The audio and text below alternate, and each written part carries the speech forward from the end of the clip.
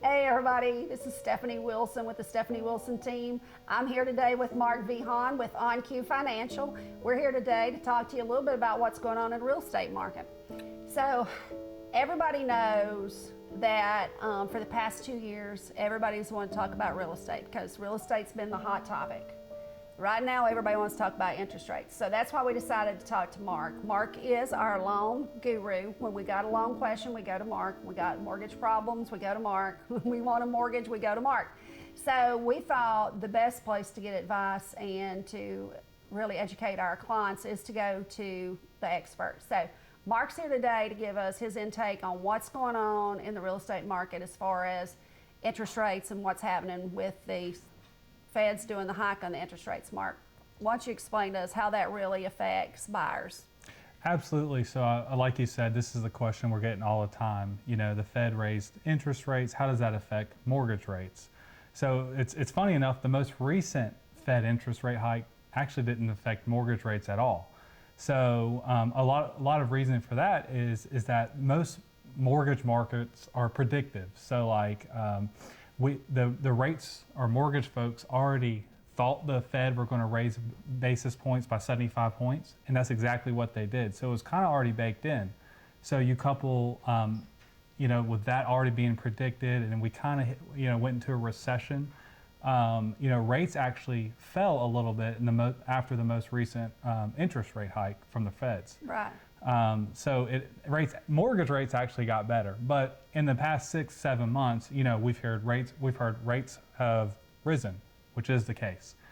But I think when you look at interest rates, it's good to look at rates from a long-term perspective. If you look at rates the last 20, 30 years, rates are not high. They're just higher than what they were the past couple years when they were historically low. Right. Yeah. And we went to a meeting the other day in our office, and they said interest rates went up again. It's really going to affect your buyers. They're not going to be able to purchase. You're going to have some people get kicked out, and that's not true because they just didn't educate themselves on what that really meant. So I called Mark and I said, Mark, what did that do yesterday when the Feds had their hike?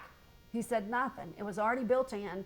So we want to educate our clients, and that's why we're here to talk to Mark today, because it is uneducation and the fear that they put out in the news media to cause panic, and it's not something that should be causing panic with our buyers. So the biggest thing we have now, Mark, is we have people who can't afford to buy what they could 6 months ago because the interest rates did go up, But we also know that what we've had for the past 2 years has not been normal. Okay, we're going back to normal. Interest rates are going back to normal because what we had was abnormal. But what they got qualified for 6 months ago, they're not qualifying for now. Yep. Okay, so can you explain to us a little bit, because everybody is, we have a whole lot of buyers that are in this, I'm going to wait and hold out because I'm afraid we're going to have another flat out and all that stuff's going to tank like it did in '08. What's the difference between '08 and right now? So the biggest thing, from our perspective, the lending perspective, is just like just underwriting criteria. So, back in the good old days, they say is like you could walk into a bank and just state your income, state your assets, meaning like you tell them what you make, but it's not verified. So basically anyone could get a loan. Right. Nowadays, it's a paperwork trail. Everything's sourced, everything is documented. So, the people that are in homes right now, since 2012, 2013 on up, they've been heavily documented for the most part. So people that have mortgages have shown they have the ability to repay them, unlike 2008 and prior to that. Does that answer your question? Yeah, it is really. And really what we have learned is the crash in '08 was a real estate crash. So what we're having now is recession, and they're two different things. And I think people need to understand that they're two totally separate things. This recession is because of government and inflation. It's not a real estate crisis that we're in. This is an inflation recession because of things that's going on in our government. So there's no way that we're going to go back to a crash of '08 at this point. This recession that we're in is a driven by economy issue. It's not a real estate driven issue. Is that what you see too? Yeah, that's what we see as well. And I think you asked another question of like, should people wait? I mean, I think the issue with waiting right now is that, it's kind of twofold.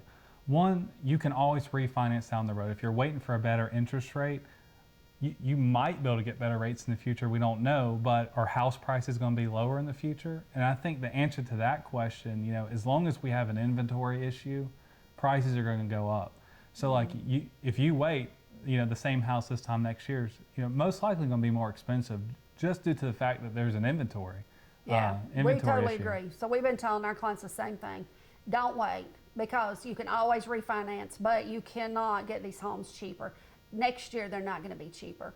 Although they are saying that home prices are settling and steadying out, Greenville's still in such a high demand area.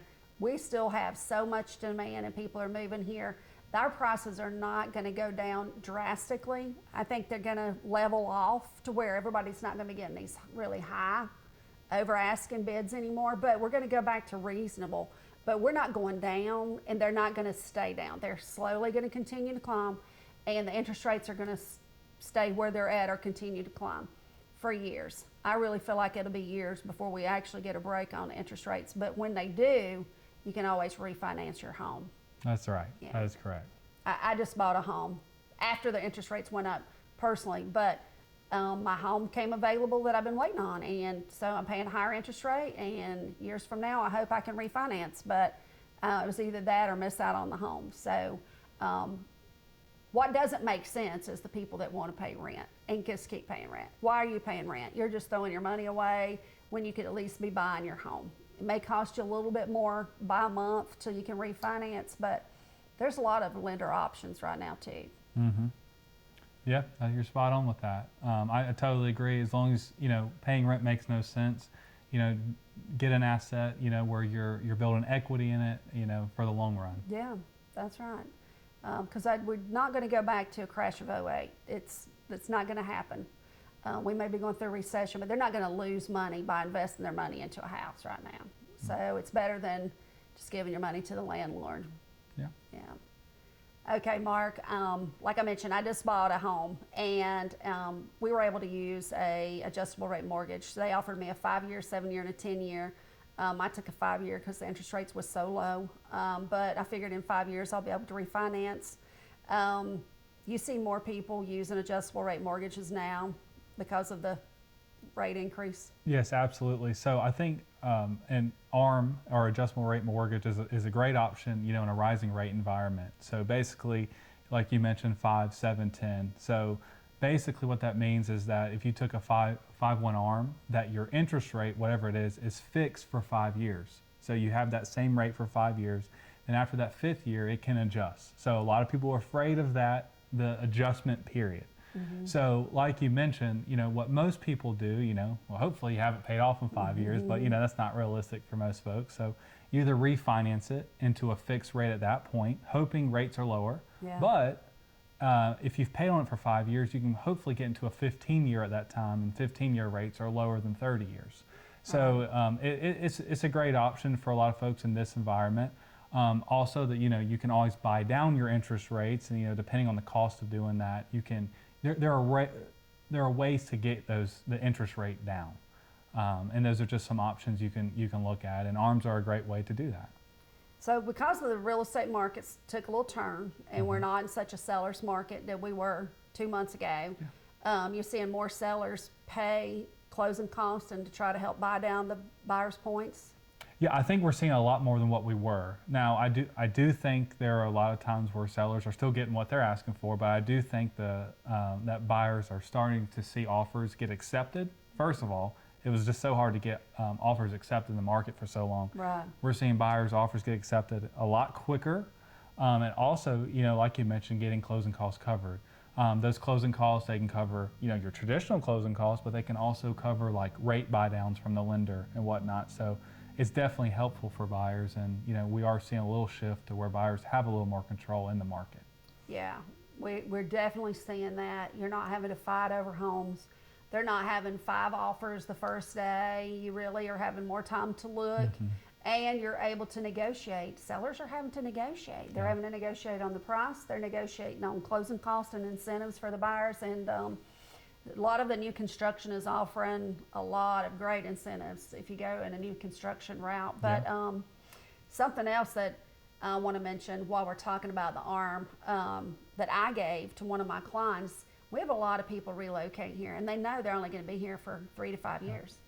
An ARM is great. If you got a 5-year ARM and you know you're going to be here 3 to 5 years, why would you not go that way? Because you know in 3 to 5 years you're going to sell the house and you're going to be gone anyway. So if we advertise it and spin it the right way to our clients, then they know it's a great move for them. Somebody who's buying their last home, they're going to be in it forever, they may be really afraid of an ARM and not want to go that route. But for a lot of people who's just going to be here for short term, it's a no-brainer if you get your interest rate at 1.5 points cheaper than somewhere Exactly. else. I think the average person stays in their house somewhere between 3 to 5 years, like you said, regardless if they're moving or not moving. It's just, people like to move. Yeah, that's right. And so, if you get a 5-year, 7-year ARM, you're never going to see the rate change. Right. So it's like it was fixed to you.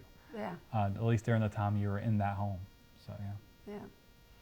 Well, Mark, anything else you think you'd like to tell us about the mortgage department for buyers right now? Something that they should know? Anything that might be handy for somebody buying their first home? You got any good programs? Yeah, I think, well, first of all, is always try, apply, see what you can get approved for. At the end of the day, at least you know your buying power. But secondly, like you mentioned, like programs, we have some awesome no money down programs or down payment assistant products through the state of South Carolina that, if you think you can't buy a house or you're just renting and feel like you can't get out of that cycle, we can at least help you get into one or get a credit repair plan to get in one, and just start the application process, see where you stand, because you don't know where you're at until you try.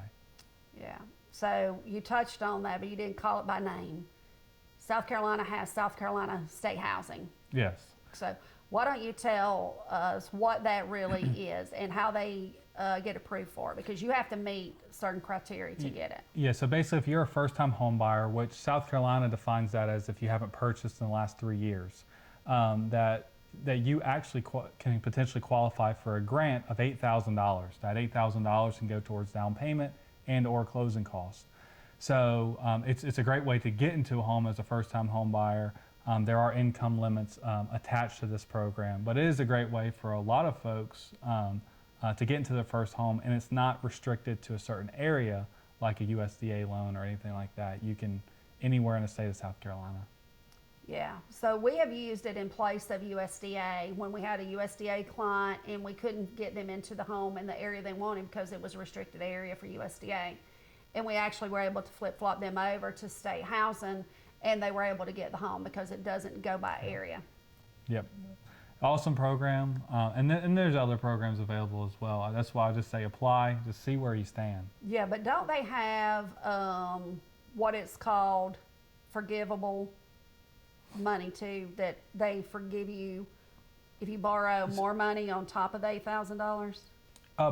Potential, we're getting specifics, but potentially yes, but it depends on your income. There's restrictions there and whatnot, but most of the time it's a grant. So if you stay in the house for, let's just say it's a 10-year grant, it is forgivable at the end of that 10 years. But if you do sell prior to that, you do have to pay it off. Pay it back? Yeah. Oh, that's nice to know.